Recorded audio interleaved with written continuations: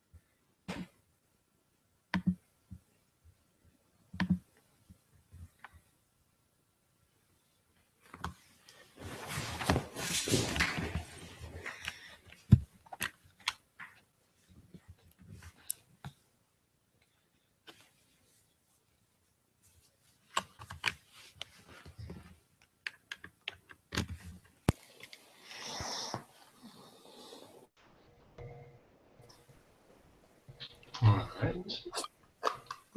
All right. Here, so I'm actually looking towards you on the screen. Yeah, it's hard. I'm actually still getting used to looking at the camera and not looking at the moving picture of you. Yeah. So, with Hangouts on Air, we could use a couple of different things which will help us out. All right. One is a Q&A in case anyone jumps on to ask questions.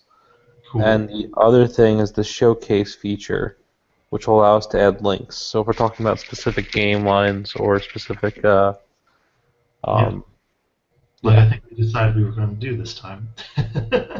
Right. But also like your blog posts or anyone Okay. else's blog posts or some stuff like that, or older shows.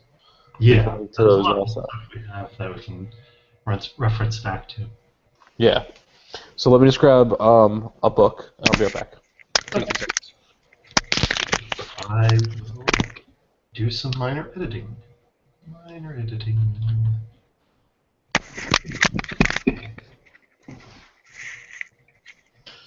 Okay. And I was working on the log. I am so close to getting caught up. Oh, for climbers? Yes.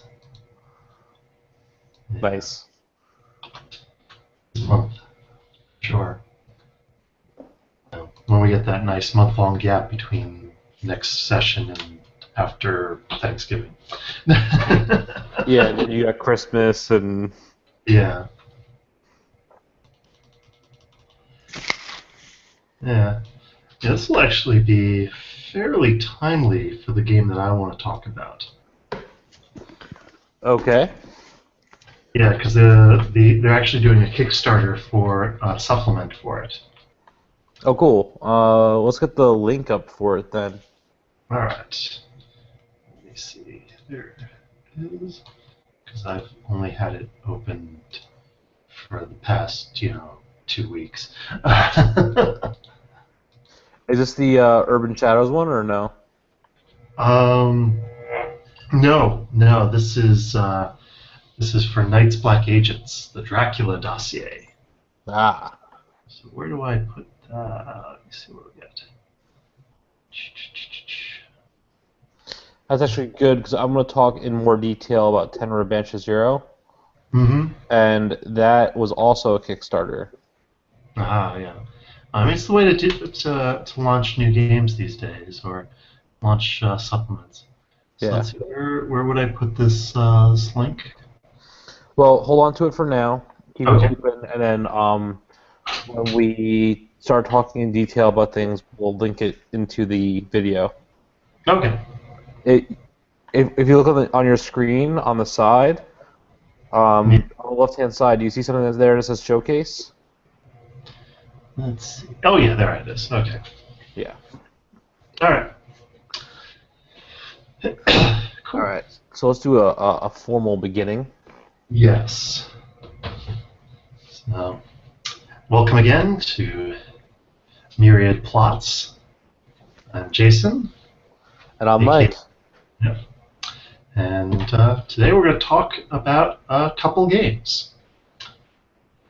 Mike's got his game, and I've got one over here that we're going to talk about and discuss the rules, setting, what makes it cool, our ideas of what we might do with it.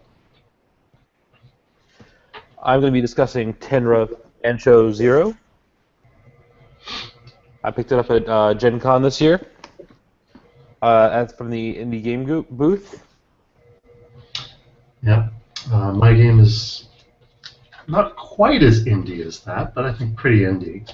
Uh, Knights Black Agents, or the Gumshoe System, by my favorite game designer, Kenneth Hite. So I'll start a little bit with Tenra Bancho Zero. This is Okay. not actually a new game, it's an old game. It is from Japan, and Oh, since I'm huge into anime, it was like an initial. It was the thing that initially drew me to it. mm-hmm. Um, it was a game that a role playing fan and a translator uh, found in Japan.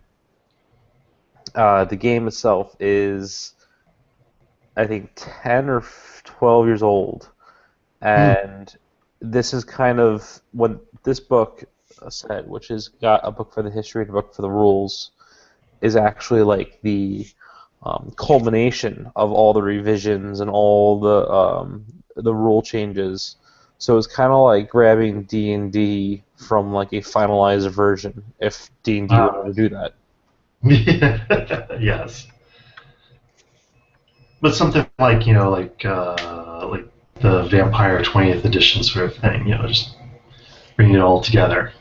Exactly. Like they're not going to be doing any more rule changes at this point. It's pretty much set in stone. Mm. Um, and you have everything you need to play the game, and then some. Um, How big is this book? I mean, it didn't look too huge there. this is the storybook. Oh, So this is okay. all the plot and setting. Okay. Um, and then this is the rules and classes. So That's it's not too bad. yeah, it's about the same size as like the Fate book in terms of length, and it utilizes actually a similar system in terms of setup. Mm. Just in the case, it frames it based off of acts. Um, and I'm not sure. Have you ever watched a Japanese drama, like a Japanese medieval drama? I have not, I have to say. They're very melodramatic. I can imagine that. So I watched one called crap. It had Ken Watanabe in it. He played this doctor who's also an assassin for justice, and it's Okay. like very emotionally loaded, and but it's also got a lot of action in it. So it's Mhm. one of these things. I guess the best American equivalent would be the original Kung Fu series, not the Legend Continues, but the original Kung Fu series, Okay. where he's kind of wandering through the desert. He's kind of like, every show has its own story, or even a Akira Kurosawa film where it's very emotionally charged, and even the scenes where they're preparing or they're having a conversation, people get really have these passions.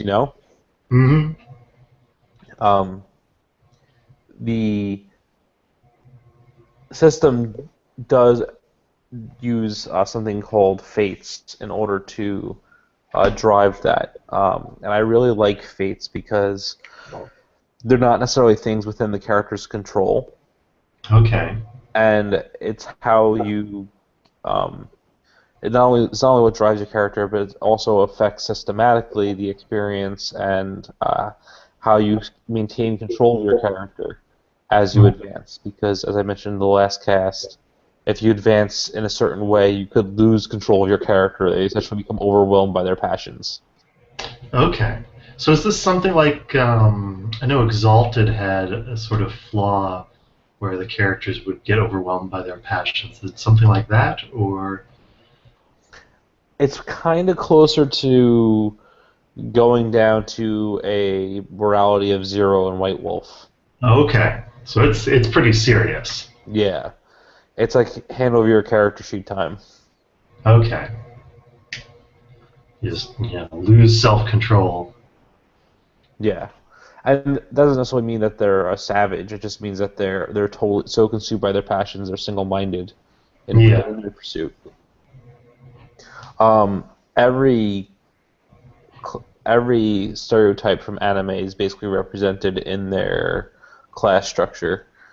So you have samurai, you have ninja, you have Magic girls. You gotta have what's magic. that? You gotta have magic girls. You know. You do. They have the shrine maidens, the original Oh, magic girls. okay. Uh, they have a mech, and then they have like a different type of mech. They have they have one where the person is locked inside and They could never get out. they can never get out. Like they don't even really know they're in there, kind of.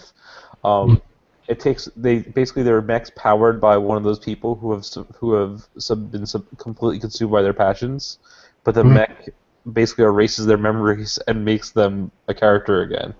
Hmm.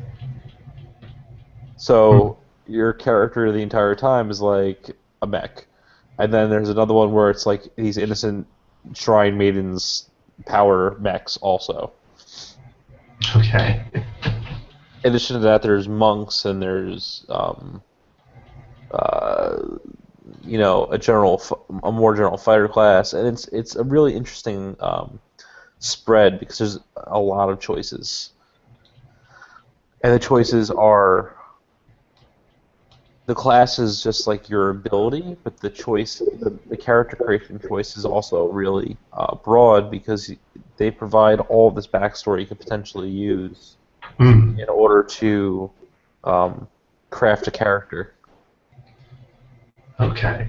So it's basically you pick like this class or this archetype, and then you get what options to choose from within that group, or is it more modular than that? Yeah, you get options to choose from within that group, like spells and abilities and things along those lines. But and then there's like different, like the monks have different paths, and the mages have different paths they can choose from. Hmm. Um, but even just in terms of background, it's all there. So there's so much background for a player who's familiar with it to work with. You know, playing a monk from one part of the world is going to be completely different from playing a monk in another part of the world. Okay. So there's a lot of setting material as well. There is. So even if it's assigned randomly to you, as you find out about the character's setting, you find out about the character's life. Like if it's through a one shot at a con game, then there's a lot of there to work with, and that's what I really think this might appeal for me to work with is at a con game, Hmm. um, because it's there's so much to draw on to craft a story, and you can kind of pull right out of the book to give people what they need to know about their characters, and you're good to go. You know, um, the rules for combat take some getting used to. Hmm. Um, it's kind of all based off of um, rolling competitively. So it's about how much more of successes I get on my turn than you get defending. Okay. Well, I mean that's sort of White Wolf, really. Yeah, but it's more. It's kind of like the way White Wolf does extended actions, but for everything. Right. Okay. That could get laborious.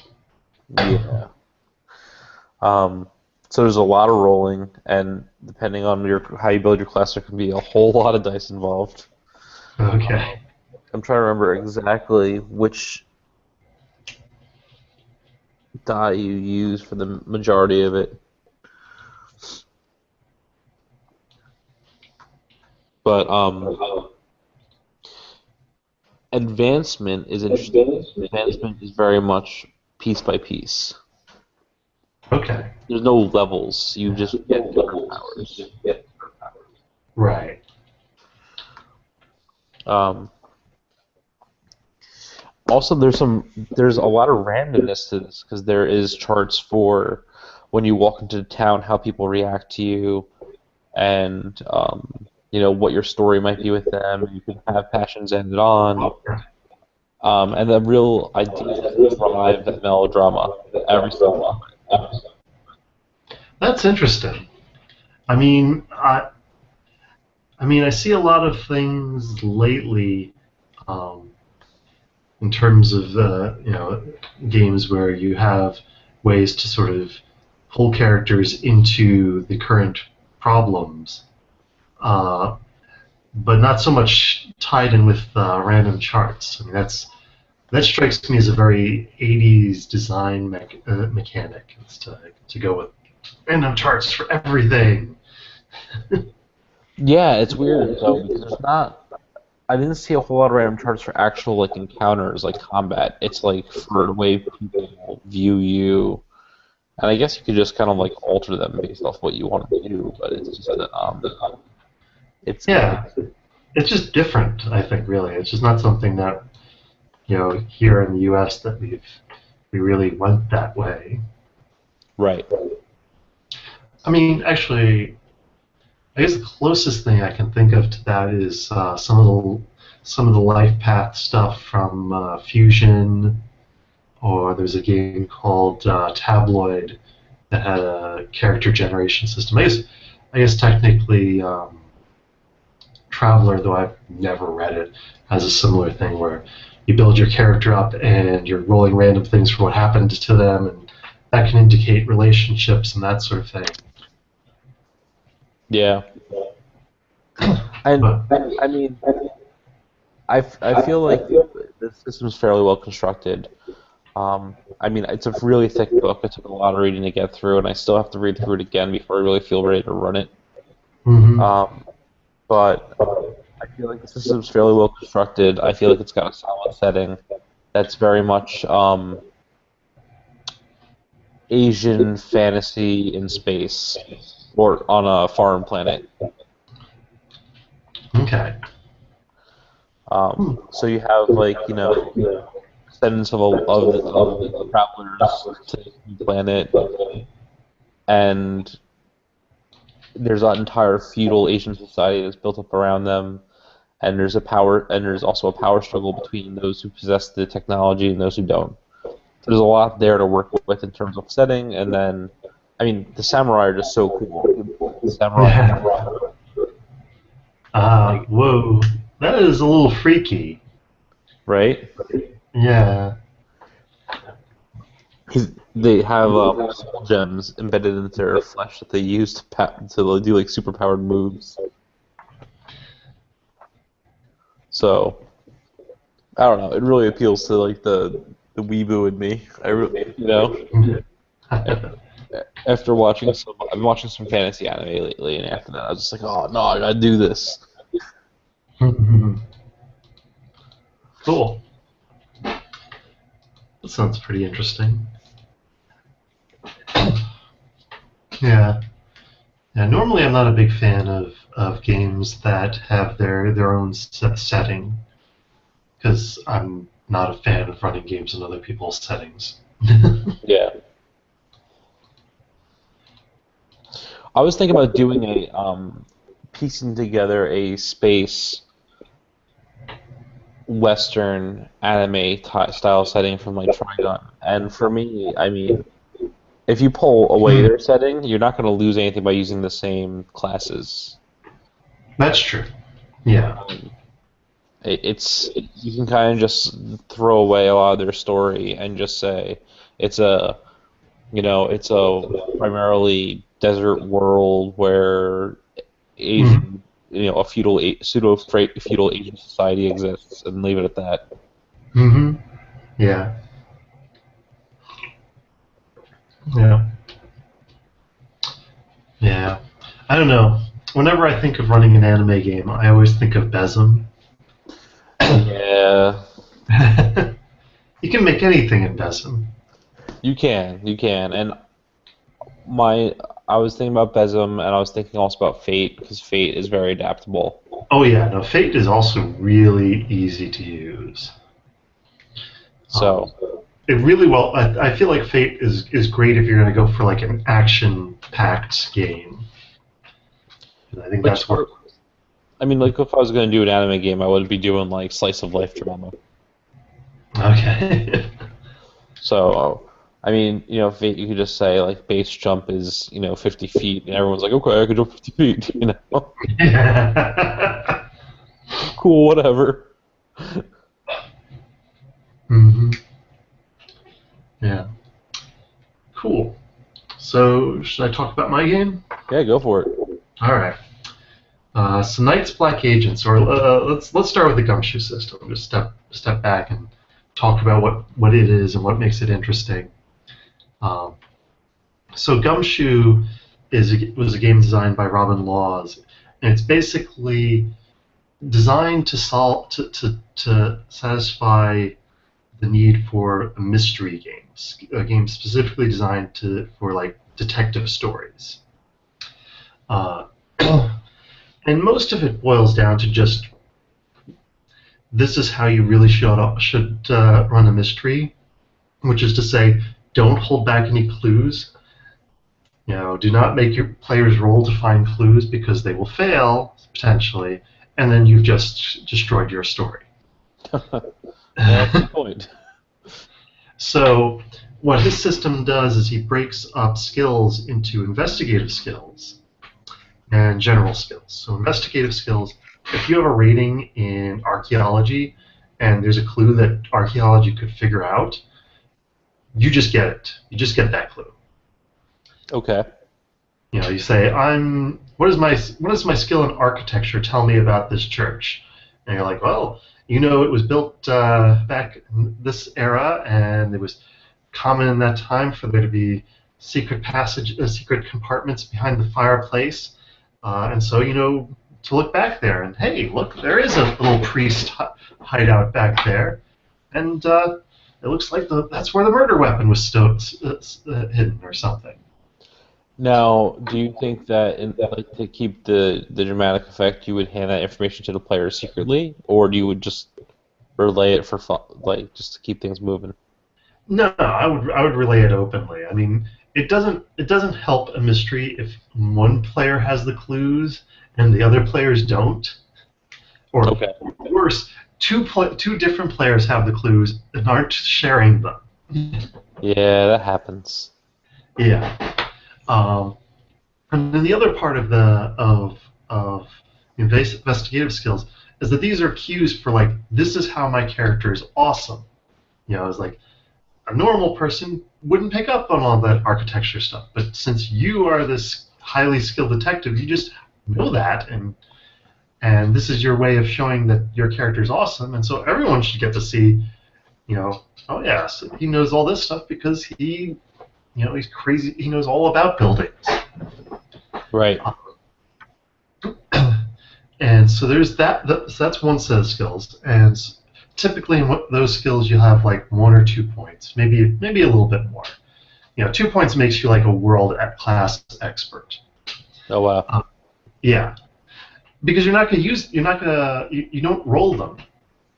The only thing you can do with them is either invoke them or you can spend a point or two to get some like sort of extra special bonus.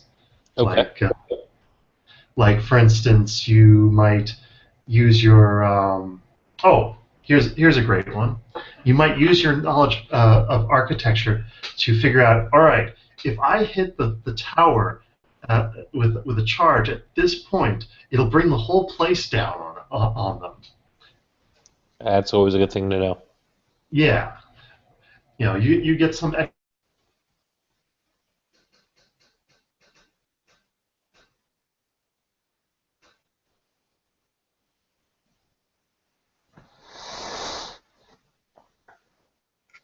awesome.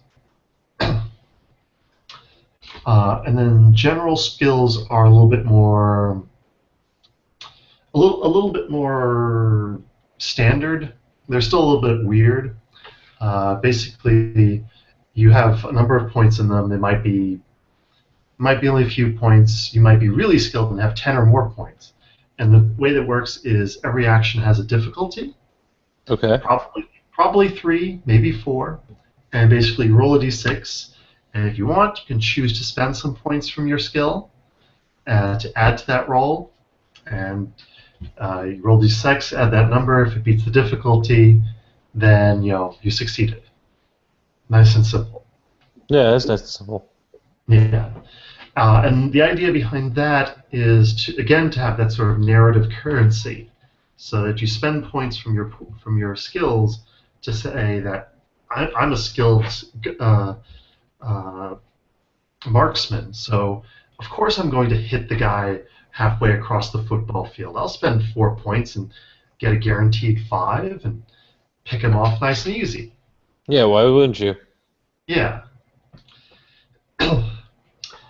And, or maybe you don't want to spend that because you're thinking, yeah, he might get away, but I know that he's going to go back to his boss, the vampire, and that vampire is going to come back to kill me, and I'm going to want those points later on. Because vampires are bastards. Yes. So that's Gumshoe in a nutshell. So what Night's Black Agents is it's a vampire spy thriller. So you are ex-spies, sort of like the characters in Ronin, Okay. the De Niro movie. Yeah. So you're basically burned spies who are doing odd jobs to get by, and you end up discovering that there's this world-spanning conspiracy of vampires. Vampires are real, and they control, nations or banks, and now they know that you know that they exist, and so they're coming to kill you. Okay. At this point, we enter the Jason Bourne stage of the story, where you brutally slay your way up the ranks to take down the conspiracy. As you should. Yes, yeah. It's very much built around sort of like the Taken model of a thriller, where you kill one guy, he has a clue on him, that leads you to the next guy, you brutally interrogate him, that leads you to another clue, and so on. And Jay, do you have a link to this you can share? Link to the game. Let me see. I have a link to the Kickstarter. That's fine. Yeah, because right now they're doing a Kickstarter for a supplement to it. Let me go get that link up. Let's see.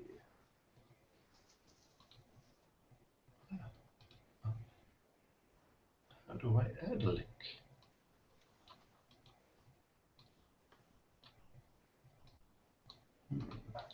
Through Showcase, add an item to the website. Add an item for a website. Yeah, I don't see that there. I just have the showcase. Here, let me see. You said it was a Kickstarter, right? Yeah. Yeah, it's the Dracula dossier. Basically, it's basically just sort of a super adventure or campaign framework. Okay. And the concept is that Bram Stoker's Dracula was not entirely fictional. It was a piece of disinformation by a group within the British intelligence service to cover up the fact that they attempted to recruit Dracula as an agent. And he was like, F no? Yes, yeah, it went horribly wrong. So they tried to get Dracula as the ultimate not deniable asset, and yeah, that went poorly. then in 1940, they had the brilliant idea that, hey, it's the Nazis are moving in on Romania. We can get Dracula to fight the Nazis, and that'll be great. And that went poorly again. And then in 1977, there was a mole hunt. Actually, in real life, there was a mole hunt in the British service, and so these guys, Edom, um, who have been trying to use vampires to do their dirty work, just realize, wait, didn't we have a guy in London who could mind control people and probably has agents that he left behind when we drove him out, 70 years ago? Oh, right. And so they have to deal with Dracula again. Flash forward to the present. Apparently, back in 2005, they decided to recruit Dracula for the War on Terror because, Dracula hates Muslims. What? So, and of course, that goes horribly wrong again. Yeah, dude, stop recruiting Dracula. Come on, Yeah. Brad. So the Dracula dossier is the original unredacted version of Bram Stoker's Dracula, with notes from 3 generations of spies who are sort of trying to piece together what's real about Dracula. And the last one of them basically said back in '77 that this is a terrible idea to keep Dracula, keep recruiting him as an agent. So I'm gonna set up a system so the next time someone's that stupid, it'll get sent off to the right people. And so it got sent off to the right people. Most of those people never received it because, the spies stopped that. But one of them did. And she put this copy of the Dracula dossier in your hands before she disappeared. So it's your job to basically handle the dirty work, take care of Dracula. Yes. Yes, and kill Dracula forever, finally. That's pretty sick. Yeah. So, I don't know if I'm actually ever going to run it, but I am finding a lot of cool ideas within it.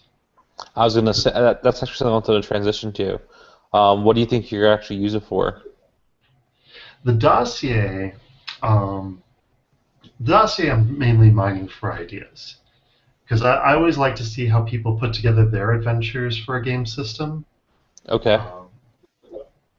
You can never have too many resources for game design.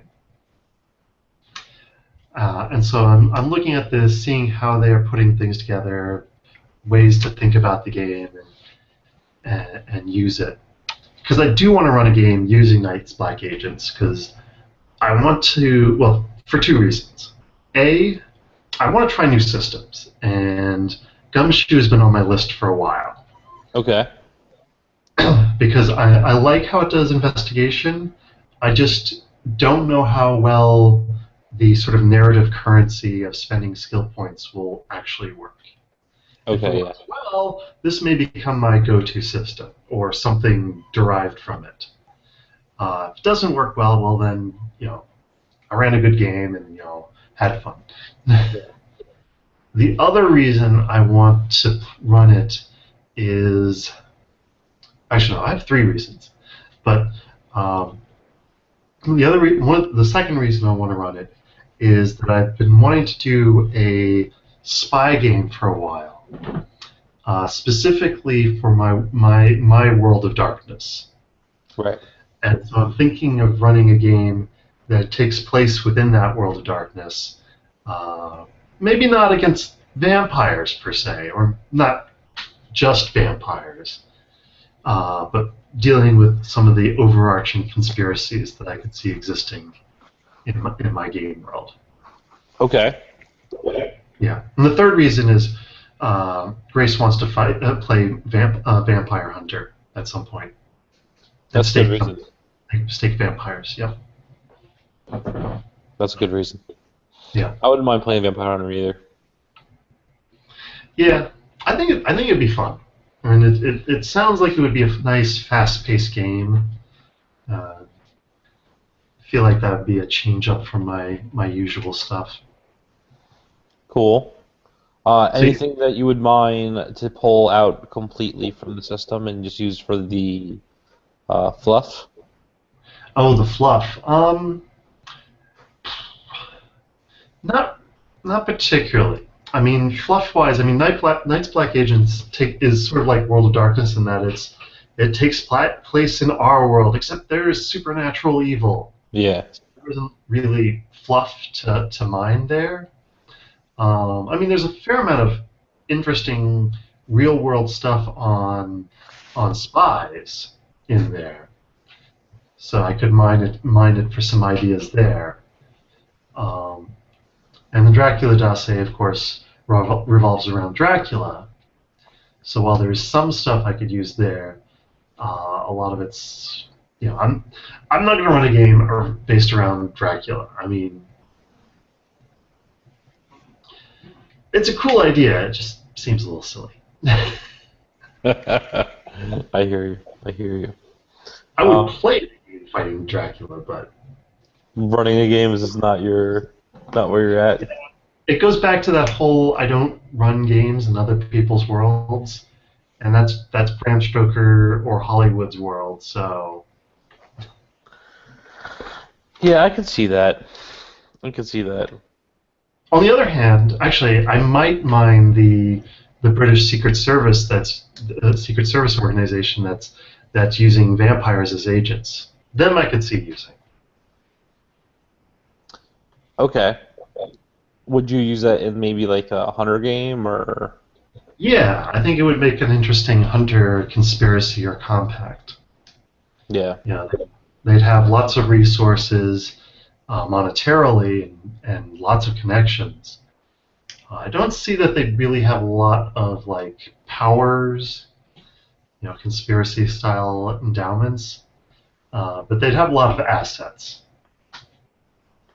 Sometimes that's what you really need. One of the things I've always struggled with Vampire is achieving the right level of inter-character um, personal relationships when really it would make more sense for these characters to be operating through proxies at all times. Hmm. You know, Yeah.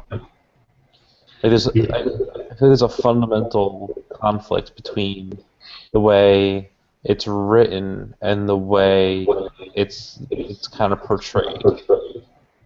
So we're talking masquerade vampires or requiem vampires or both. Both. I mean, a Hmm. little bit less so Masquerade because Masquerade they had a really formal, you know, there was a conflict there that drove them closer together, regardless. You had this little enemy um, on either side. Yeah. In Requiem, when you have these characters who are like trying to hide and go through their Requiem and just trying to exist, it really doesn't make a whole lot of sense for them to meet up and hang out.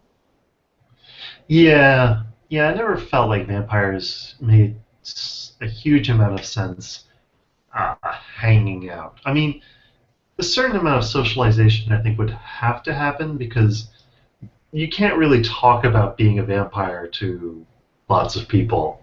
Right. At least you can talk to ghouls or your servants about being a vampire, but it's not like they understand. No, no, you'd have to talk to another vampire.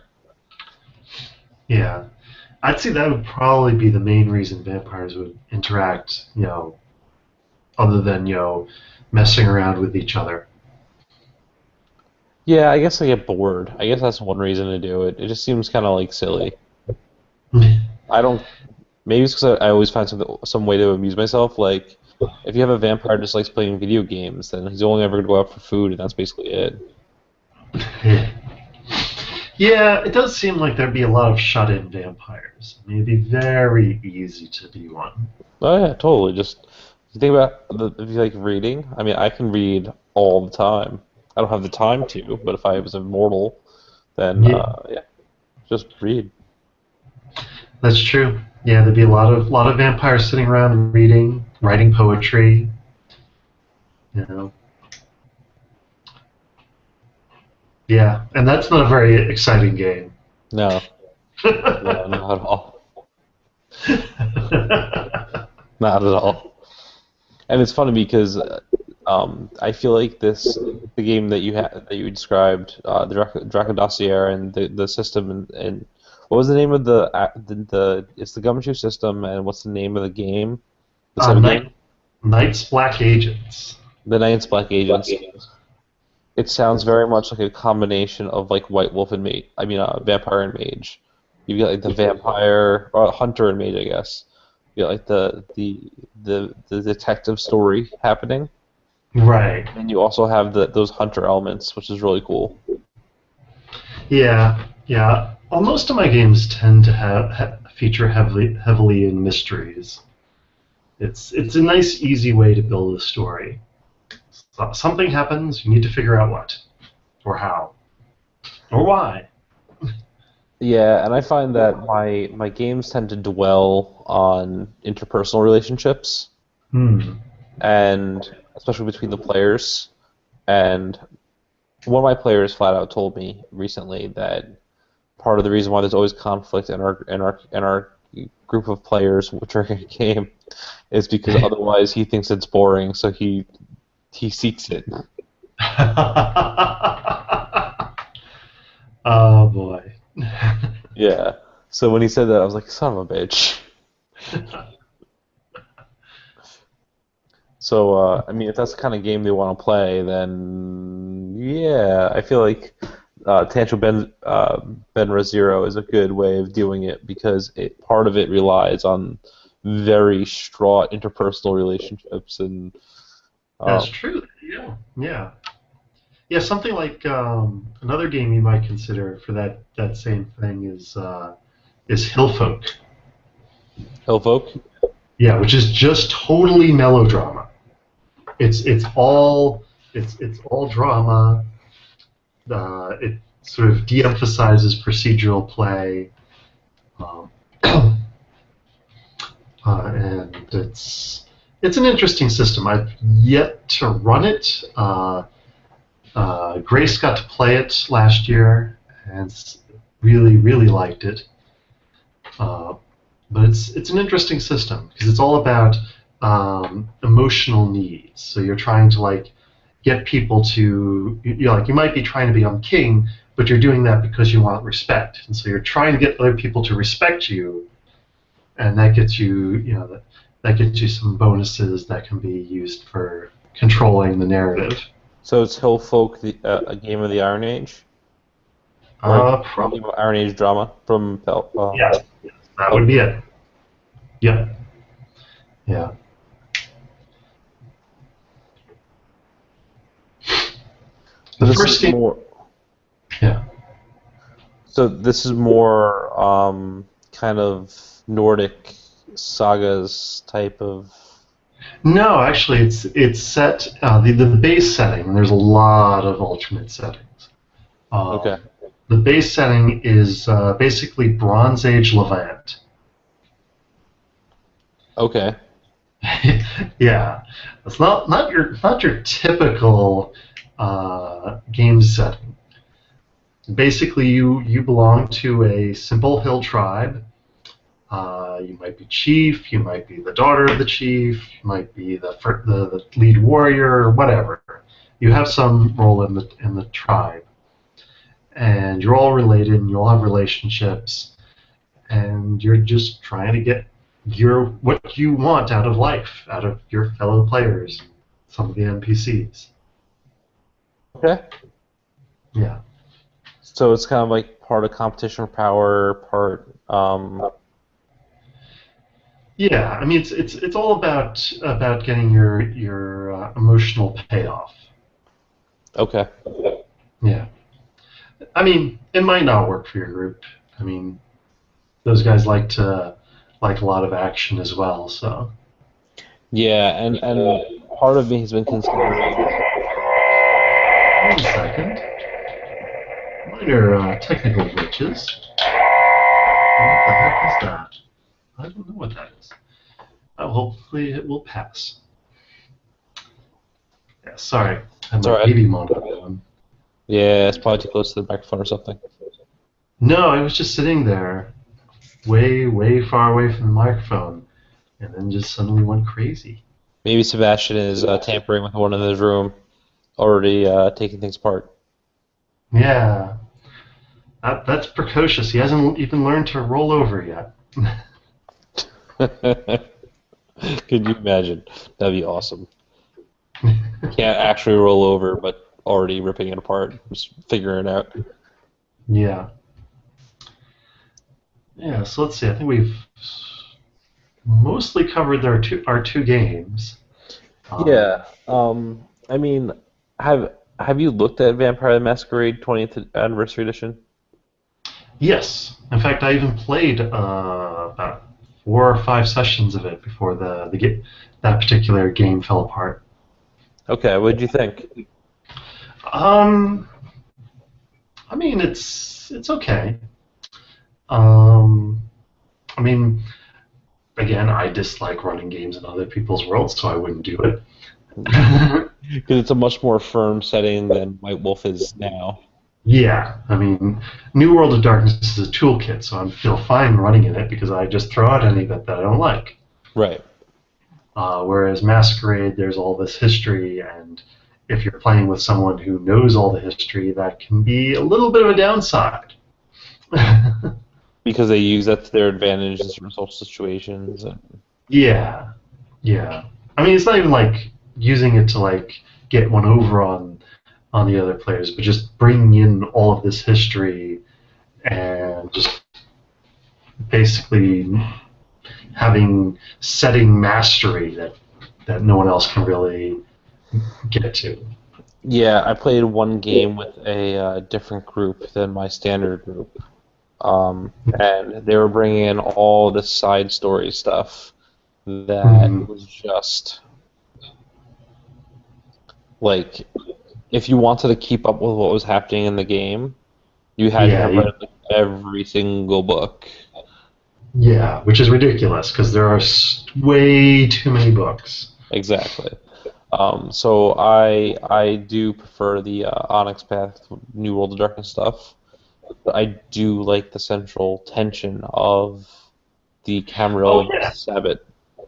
yeah. No, I think that there's a lot of good ideas in Old World of Darkness, but the meta plot and just the sheer density of the setting Yeah. is the main attraction for me. Yeah. I I always toy with bringing some stuff over from Old World of Darkness because it's nostalgic. But I'm thinking that at some point I want to run a short V20 game Hmm. just for basically nostalgia's purpose, nostalgia's purpose, just to you know Hmm. play it a little bit because that's where we really got our start. Rob, Phil, and I, Right. and Chris, and experience that kind of thing again. But I mean, basically at this point, I'm waiting for Itagram Chronicle to come out from Onyx Path, Hmm. and then um, the Fallen World Chronicle, and that's kind Right. of what I'm doing for them. And then I'm going to try some other systems like Tenor Bancho Zero and Fate and play around with Hmm. those. Yeah. Yeah. For me, what's coming up, it basically depends on what I can do with my local groups. Because I've committed myself to running 20 sessions of Apocalypse World with the Wow. with the online group. That's my goal, and I always come through on my goals when I state them publicly like that. uh, it'd be nice if I could give up. Is it Actually, going? Is it going okay? no, it's going fine. Actually, the only problem is I also committed myself to doing an actual play of Apocalypse World, and that takes a lot of work. That's a lot of work. Um, yeah, no, it's. I mean, we're gonna have session 8 this weekend, and yeah, the group is going well. We have two characters on the verge of being able to go into the unknown future and pick up things like changing playbooks or advanced moves and stuff. Oh, very cool. Yeah. Our gunlugger has picked up a gang and now has people. Are the characters evolving? Yeah. Like I said, so basically, our gunlugger Gator has gotten a gang. So he's gone from a lone assassin to I've got a mercenary group, and Okay. it has been revealed that he once had a daughter. That he once had a daughter. Yes, Wow, that's intense. yes. This scarred, horribly cold warrior has revealed that he has a softer side. And then our touchstone has picked up followers who are a bunch of argumentative folk who are quite willing to give advice to her about how to rebuild America. Now, if she would only ever listen to them. Are they right? I would give decent advice if she bothered to ask them, but she's never done so. Really? Every time I offer advice, she's like, "Oh, that yeah, I should do that. Now you guys do that and that and that." Oh, So, like she never asked them for advice. that's Uh, something. yeah. Oh, and then we have a savvy head that is working on a device that can turn back time. Is he gonna succeed? I don't know. He's got a second mission of finding the messenger, the sort of messiah figure for this village that they pass through. Apparently, they have gods, and they have spoken to him and said, "Go here." No, we're not going to name where here is. We're just going to show you pictures. Go here, find the messenger, and bring him back. Okay. Or her. We're not going to tell you what the messenger looks like either. He's got a lot of work to do. Yeah, he does. He has a lot of work to do. Yeah, that's the number one thing. He's got so many projects to do. Yeah, and then we have the Skinner, who I have yet to figure out what her thing is, despite the fact that I get to talk to that player every day.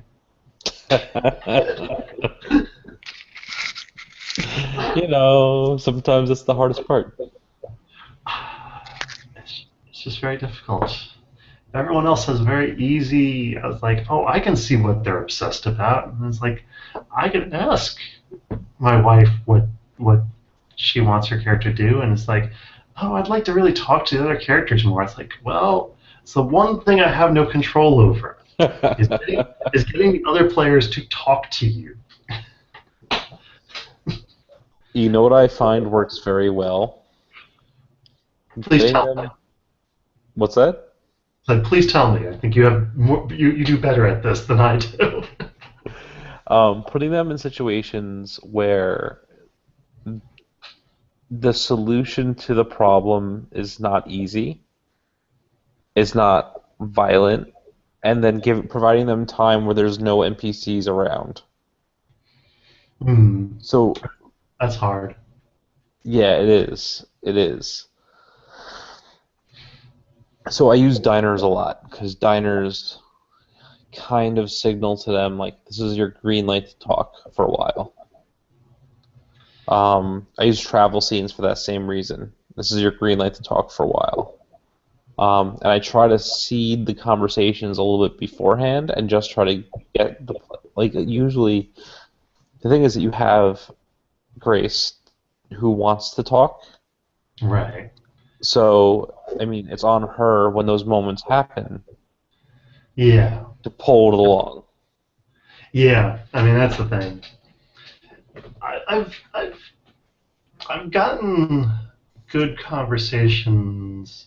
I mean, the one problem is that Gator and Jarhead are Gunlugger and Savvyhead will just tear off randomly, or not so randomly, but they're a natural grouping because it's Alec and Zach and they already play together in Yeah. other games. They just group up and there's like, oh, we will go and take care of this because I can kill things and you can fix things. And then Violet, Sarah's character, she's been she's not been terribly decisive as of late. Yeah. So Grace's character is talking to Violet a whole lot, and it's like, do you want to do this or this? November asks. And Violet's like, they both sound good. Maybe we should wait and see.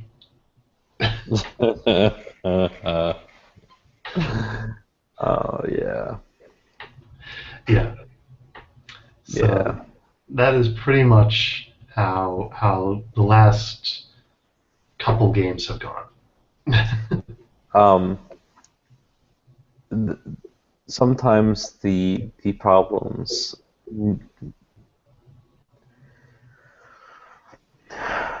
Sometimes the problems you throw at them can be a little bit more political and ambiguous. To some degree, in I, White Wolf here because your characters aren't like so here's the penultimate badasses. so here is the current problem. All right, they want to overthrow a warlord um, who is currently in like the most powerfully defended place in Miami. He's living on a grounded aircraft carrier with some functional weapons on it. So getting to him is going to be stupidly hard. But the most immediate problem is Violet's rival, the other guy who wants to restore America, is right where she is right now, and now knows she's there too. And he's going to try and recruit her followers to work for him because he can promise results.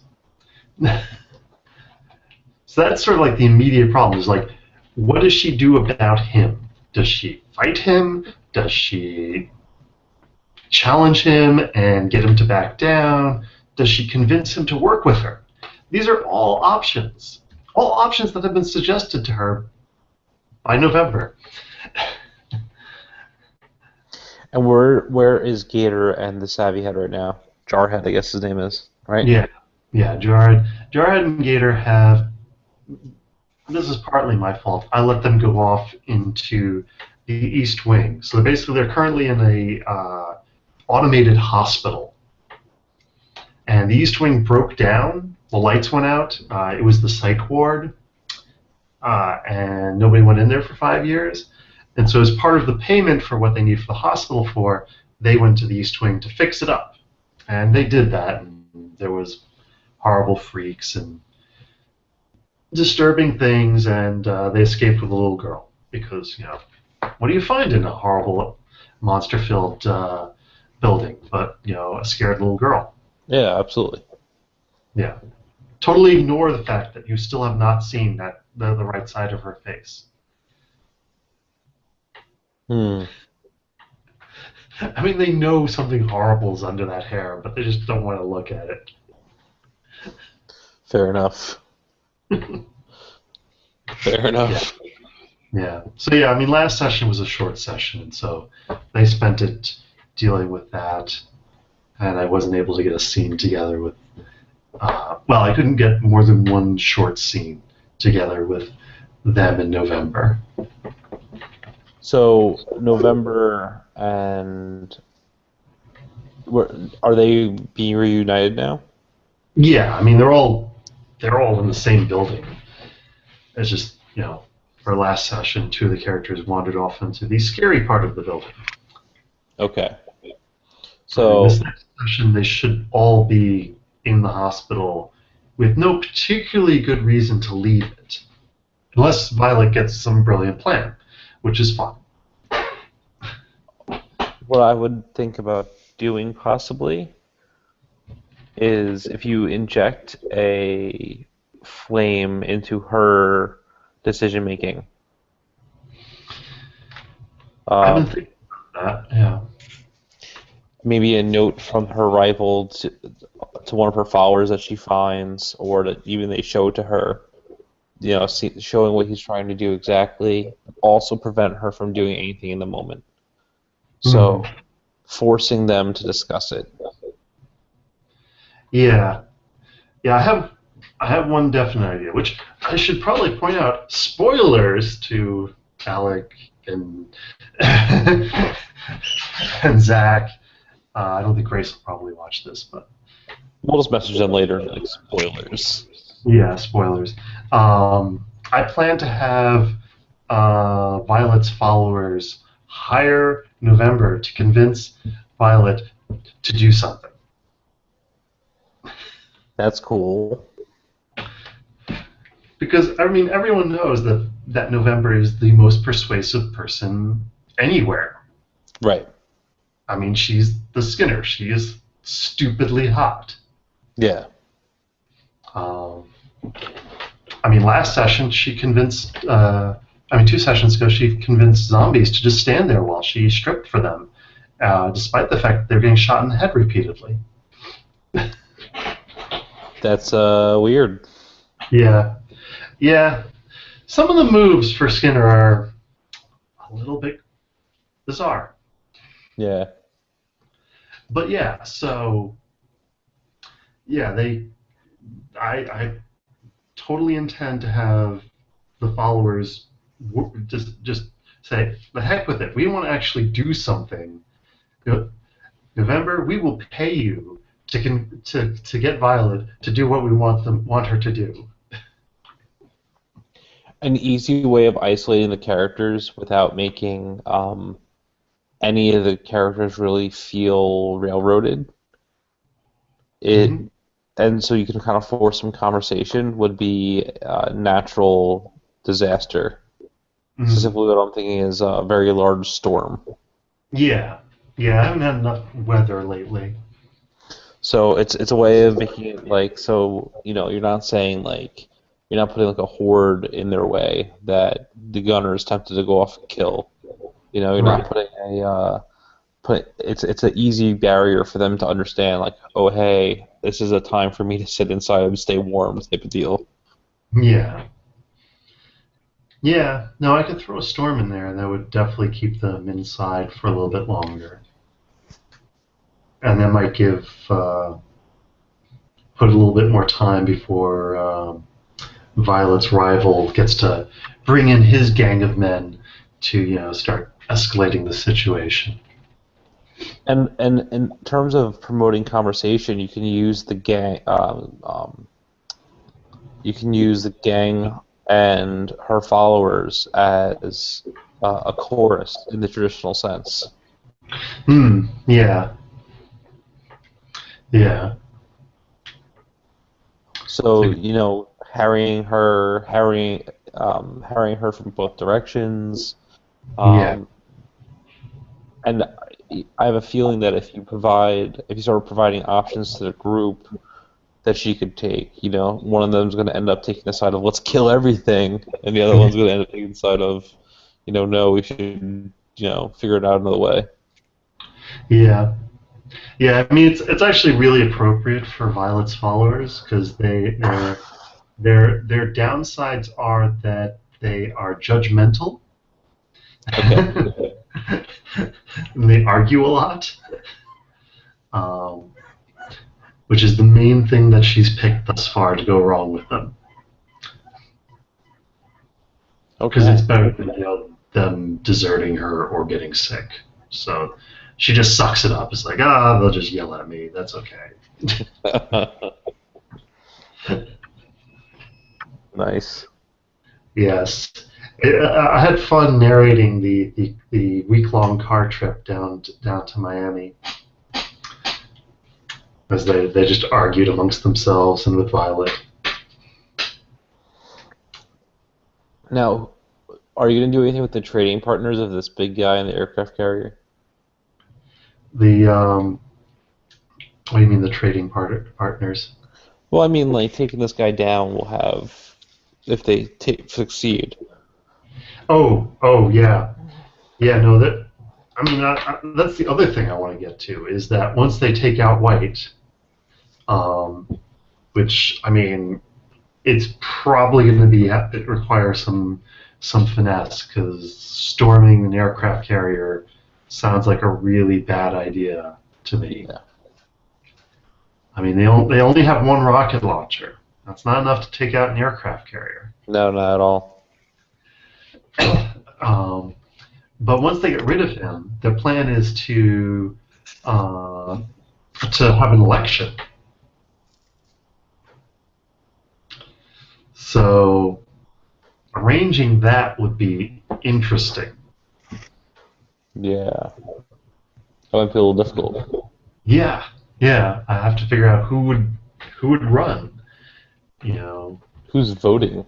yes, who's voting? Who gets rights to vote? Do the slaves get to vote? And how far is his domain? How big is it? That hasn't been decided yet, but it's been hinted that it's expanding. So he doesn't control all of Miami, but he controls more than just the big ship, Okay. and he wants to control all of Miami, and he may be able to do it. Interesting. Yeah, yeah. White's got an ace up his sleeve. He can make zombies. Oh, nice. Or rather, he's combined, the sort of voodoo zombie powder with the crazy spores that are going on in my in my setting. So he's got sleepwalking zombies. That's a bad idea. Yeah. All right. Yeah. So lots of fun stuff happening there. Sounds like it. Yeah. Sounds like it.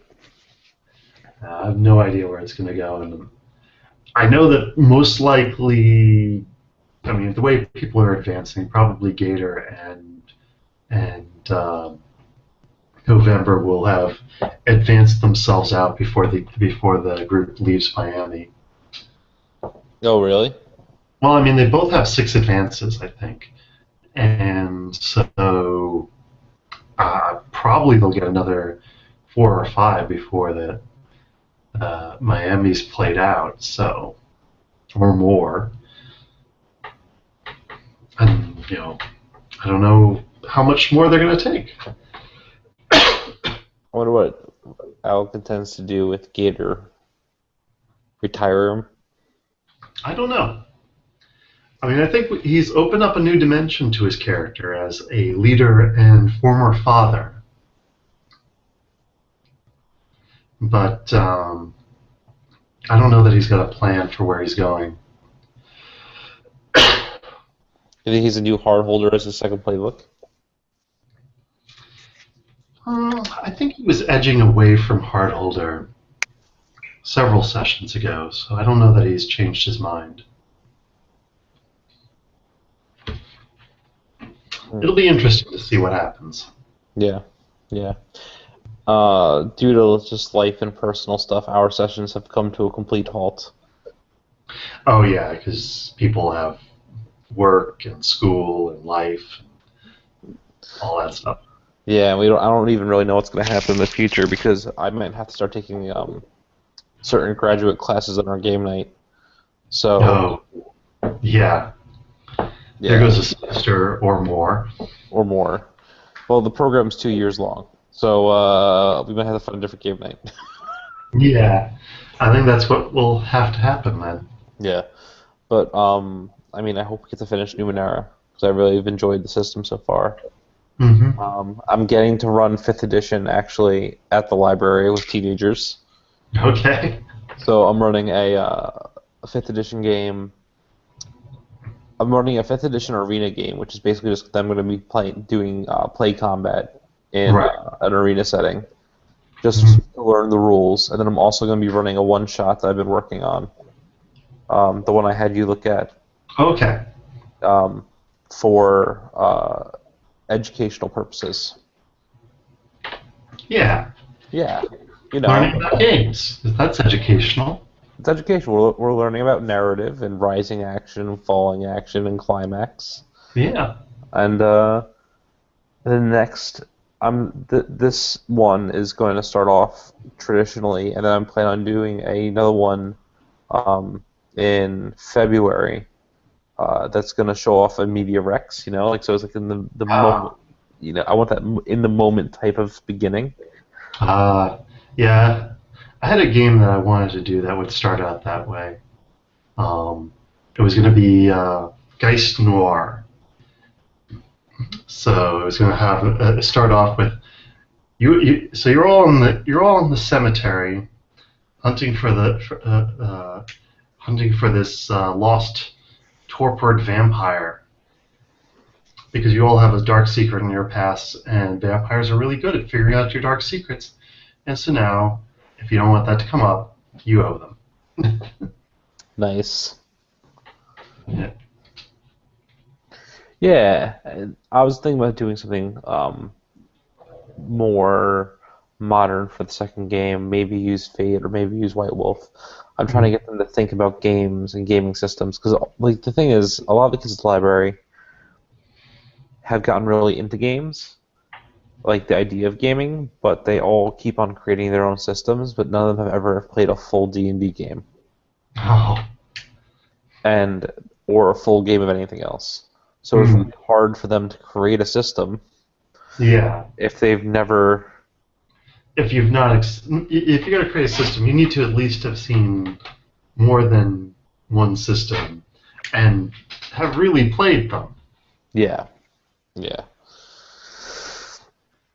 So I have to work on that with them, but it's gonna be interesting because I want to try some educational tools with them, educational not educational tools. I want to try some educational using games for a very educational purpose while playing them still though, and keeping that focus. So what I'm Cool. thinking of is running the game and then providing them with the outline with the literary terms on it and how it applied to the game. Well, that's So pretty cool. a new one based off the play, in terms of like acts, that sort of thing, Mhm. and just go that route. Cool.